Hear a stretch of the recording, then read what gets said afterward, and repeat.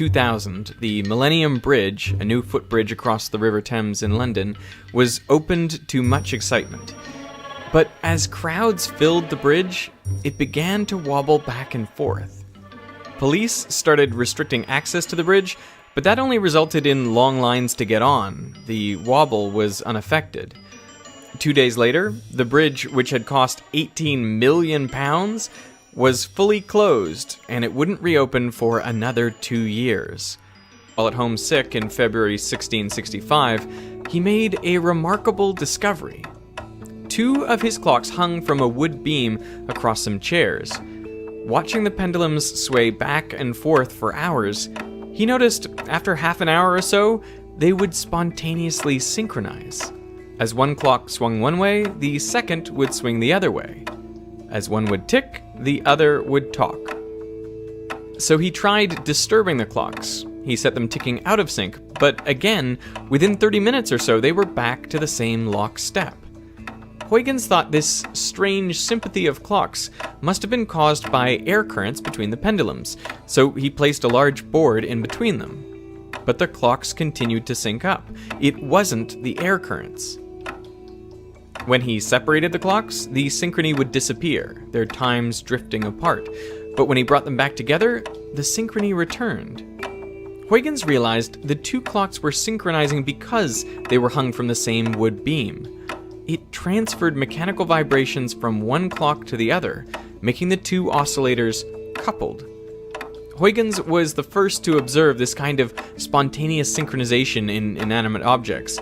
And although he qualitatively described what was happening, it was only a few decades ago that scientists started fleshing out a rigorous theory of synchronization. You may have seen this demo where you put several metronomes on a light, wobbly platform and start them out of sync. Just stay on. It's trickier than people make it look. When you do get it to work, though, it's kind of magical.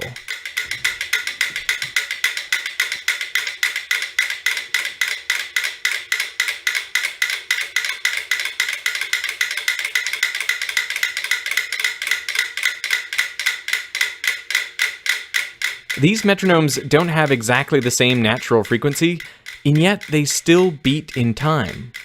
To understand how this works, it's easiest to first consider a couple metronomes oscillating in sync with each other.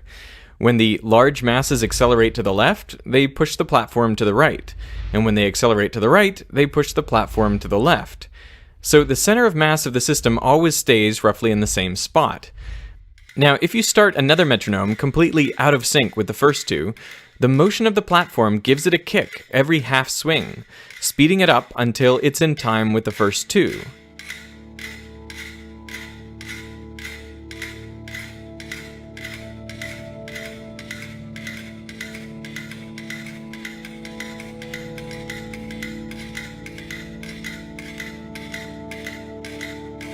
This works regardless of the number of metronomes you have. The platform just goes whichever way the majority of metronomes are pushing it.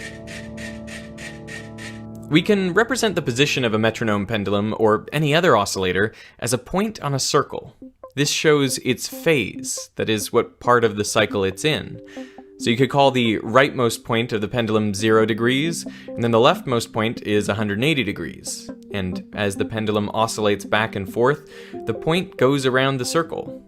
The higher the frequency of the oscillator, the faster that point goes around.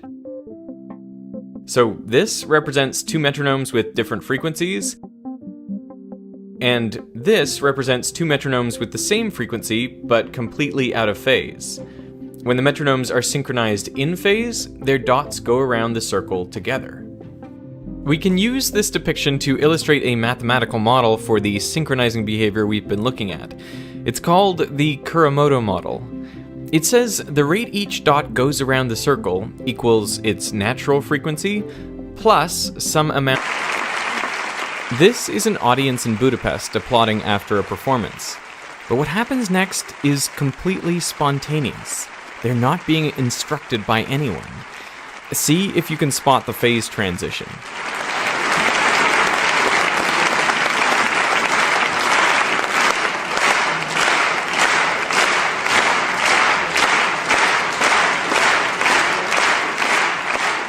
This phenomenon of synchronization that we've been talking about, one of the things that I find most appealing about it is how universal it is. That will just propagate, and they move at a constant speed, or they can look like a spiral that just grows and grows and spins around. And what's really spooky and uncanny about this is that the same phenomenon is seen in the heart. You can see spiral waves of electrical excitation in a heart that look exactly like the spiral waves in chemical oscillations and chemical waves in the BZ reaction. And this was the sort of thing that... And you can do exactly that because everything you need comes right in the box. Now, my kids are still pretty young, but KiwiCo has 8 different subscription lines targeted at different age groups, all the way down to newborns. When I was filming for this sponsor segment, my 4-year-old, completely unprompted, proposed doing an experiment. I wonder what we could do. All we could do experiment with this. That's a good idea. We could try pushing it and let it go. That's a good idea. Let's try it. Ooh. I was so proud that he came up with that all by himself.